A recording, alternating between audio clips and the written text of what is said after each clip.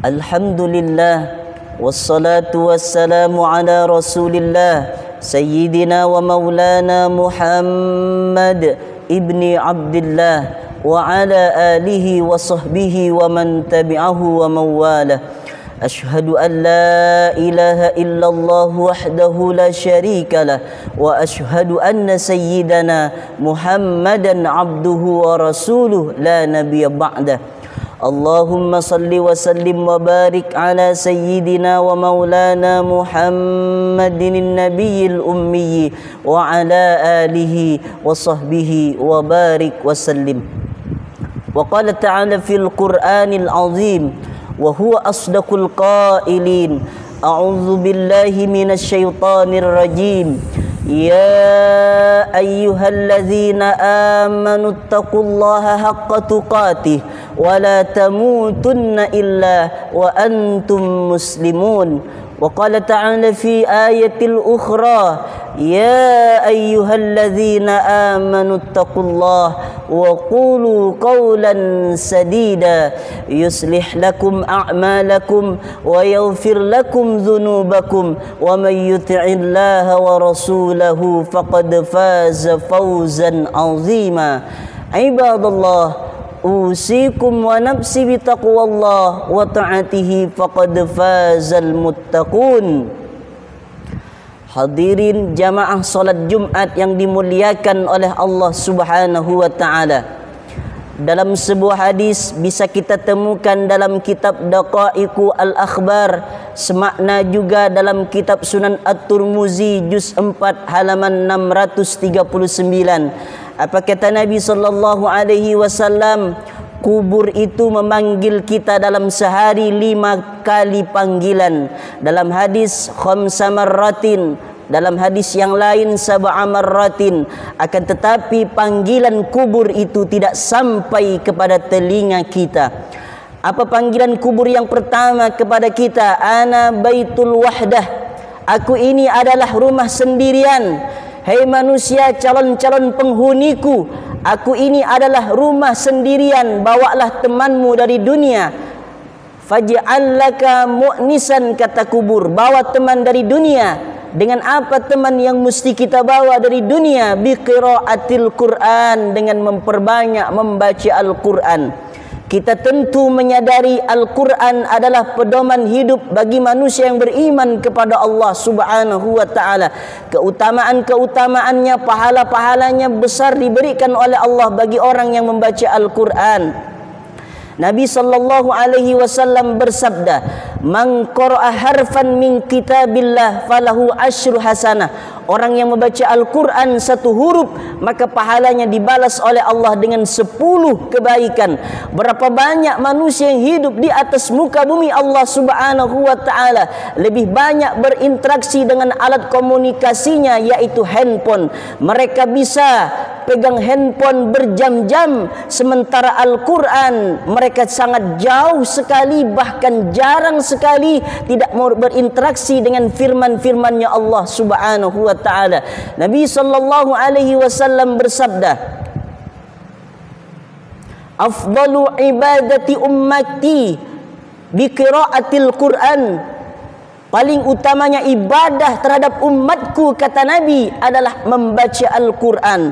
Orang yang berinteraksi dengan Al-Quran, menjadikan Al-Quran sebagai teman hidup ketika ada kegelisahan, ketika ada kegundahan, ketika ada di dalam hatinya rasa resah, maka dia berinteraksi dengan firman Allah Subhanahu wa ta'ala. Nabi sallallahu alaihi wasallam bersabda, Iqra'ul Qur'an fa innahu ya'ti yaumal qiyamah syafi'an li ashabihi. Bacalah Al-Quran, karena sesungguhnya Al-Quran yang kalian baca nanti di hari kiamat bisa memberikan syafaat bagi orang yang membacanya. Maka oleh karena itu kubur memanggil kita, ana baitul wahdah, aku ini adalah rumah sendirian. Faj'al laka mu'nisan biqiraatil Qur'an, bawalah teman di dunia dengan memperbanyak membaca Al-Quran. Ini panggilan kubur yang pertama. Panggilan kubur yang kedua, Panggilan kubur yang kedua, wa ana baituz zulmah. Aku ini adalah rumah yang gelap, kata kubur. Fanawwiruni bis salatil lail. Maka terangilah alam kubur, terangilah aku yang gelap itu dengan memperbanyak solat malam, dengan memperbanyak solat tahajud. Itulah mengapa Allah berfirman di dalam Al-Quran, wa minal laili fatahajjad bihi nafilatan lak asa ayyab'asaka rabbuka maqaman mahmuda. Dan di sebagian malam bangunlah engkau solat tahajud sebagai tambahan ibadah bagimu. Mudah-mudahan Allah subhanahu wa ta'ala menempatkan engkau di tempat yang terpuji. Hamba Allah yang satu ini ketika manusia, orang-orang tertidur terlelap di tengah malam, di sepertiga malam dia mencari Allah, dia sujud di hadapan Allah, dia minta kepada Allah subhanahu wa ta'ala, dia salat tahajud. Ternyata ini akan menjadi cahaya nanti di alam barzah ketika orang yang beriman terbujur kaku di alam kuburnya Allah subhanahu wa ta'ala. Maka buatlah tempat di alam kubur itu bercahaya dengan memperbanyak kita bangun solat tahajud, bangun di tengah malam, kita bermunajat kepada Allah. Masalah-masalah hidup di dunia kita mengadu hanya kepada Allah subhanahu wa ta'ala. Hanya Allah sajalah yang dapat menghabiskan, yang dapat mengeluarkan solusi untuk kita hidup di atas muka bumi Allah subhanahu wa ta'ala. Ini panggilan kubur yang kedua. Panggilan kubur yang ketiga, wa ana baitut turab. Aku ini adalah rumah tanah, kata kubur. Di atasnya tanah, di samping kanannya tanah, di samping kirinya tanah, di bawahnya tanah. Tiba-tiba manusia tadi yang hidup di atas dunia tidur di atas kasur yang empuk, yang mewah, yang nyaman. Tapi ketika dia sudah terbujur kaku di alam barzah, maka dia tidur di tanah, di tempat yang basah, dihadapkan ke arah kiblat. Maka bawalah alasnya dari dunia, kata kubur. Fahmilul firas bil amali salih. Bawalah alasmu dari dunia, kata kubur, dengan memperbanyak amal soleh. Hari ini kita bisa mendengarkan khutbah Jumat, maka itu akan menjadi penolong nanti di hadapan Allah subhanahu wa ta'ala. Hari ini kita bisa membaca Al-Quran, bacalah Al-Quran. Hari ini kita bisa salat fardu berjamaah, salat fardulah berjamaah, karena pahalanya sangat luar biasa di hadapan Allah subhanahu wa ta'ala. As-salatul jama'ati min salatil fadhi bi 27 darajah.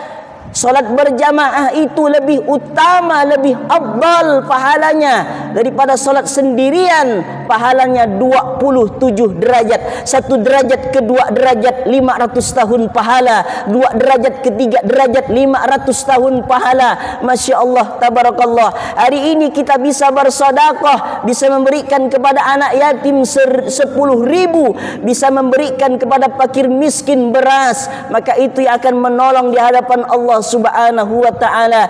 Likulli imri'in tahta dhillis sadaqatihi. Setiap orang nanti akan bernaung di bawah sedekahnya. Maka beruntunglah orang yang mengeluarkan hartanya di jalan Allah subhanahu wa ta'ala. Maka harta itu akan menolong nanti dari jilatan api neraka Allah subhanahu wa ta'ala. Bukankah banyak orang yang menyesal ketika kembali kepada Allah, dia ingin bersedekah. Rabbi laula akhartani ila ajalin qarib.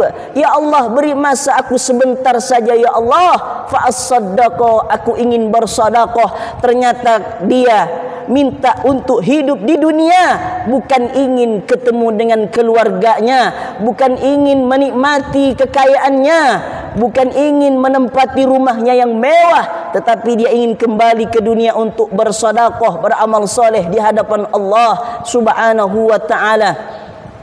Panggilan kubur yang ketiga, wa ana baitut turab. Aku ini adalah rumah tanah, maka bawa alasnya dari dunia. Fahmilul firas bil amali salih. Memperbanyak amal soleh di hadapan Allah subhanahu wa ta'ala. Panggilan kubur yang keempat, wa ana baitul afai. Kata kubur, Aku ini adalah rumah di mana semua binatang-binatang buas ada padaku, kata kubur.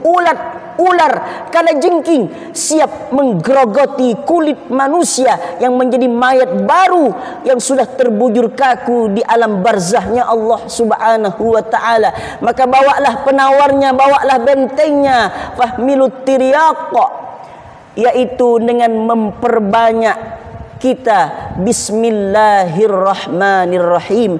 Orang yang beriman kepada Allah, dia tidak akan pernah terlepas dengan bacaan bismillahirrahmanirrahim.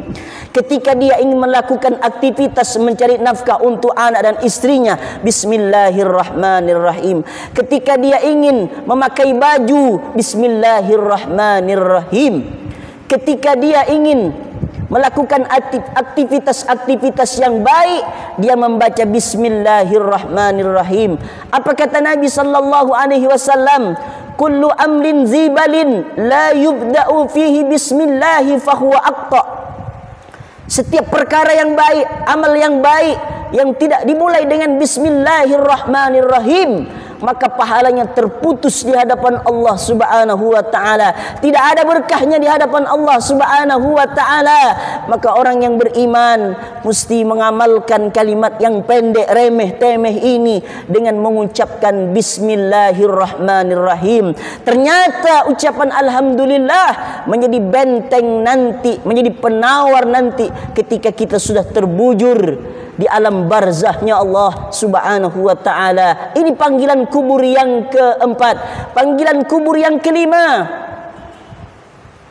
wa ana baitu su'al munkar wa nakir. Kata kubur, aku ini adalah rumah di mana ada pertanyaan malaikat munkar dan nakir, makhluknya Allah yang gagah perkasa.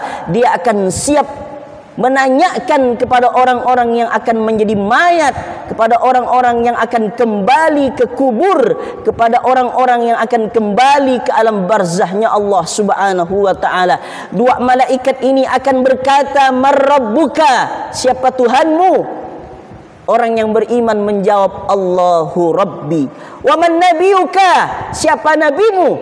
Orang yang beriman akan menjawab, Nabi Muhammad sallallahu alaihi wasallam. "Wa ma dinuka?" Apa agamamu? "Wa ma imamuka?" Apa imammu? "Wa ma qiblatuka?" Apa kiblatmu? "Man ikhwatuka?" Siapa saudara-saudaramu? Orang yang beriman akan dibantu oleh Allah Subhanahu wa ta'ala. Nabi membacakan ayatnya, "Yusabbitullahu alladhina amanu bil qawli tsabit fil hayatid dunya wa fil akhirah." Ada orang-orang ketika dia hidup di atas dunia, kemudian dia kembali ke alam akhirat, alam kuburnya Allah Subhanahu wa ta'ala, perkataan-perkataannya diteguhkan oleh Allah, dia dibantu oleh Allah Subhanahu wa ta'ala. Orang yang beriman akan lulus, akan dibantu oleh Allah menjawab pertanyaan malaikat munkar dan nakir. Maka itulah pentingnya kita beriman kepada Allah supaya kita bisa selamat di alam kubur. Panggilan kubur yang kelima ini kita harus memperbanyak kata kubur, la ilaha illallah Muhammadur Rasulullah. Memperbanyak kalimat la ilaha illallah Muhammadur Rasulullah. Orang yang dalam hidupnya dia banyak mengucapkan la ilaha illallah, maka nanti ketika dia menjumpai sakaratul maut akan dimudahkan oleh Allah Subhanahu wa ta'ala. Orang yang di akhir hidupnya, detik-detik sakaratul mautnya, dia membaca la ilaha illallah, maka dia akan masuk dalam surganya Allah Subhanahu wa ta'ala. Khutbah Jumat yang singkat ini supaya kita merenung sejenak berapa banyak kita lalai hidup di atas dunia, dilalaikan kita oleh kenikmatan dunia yang sementara.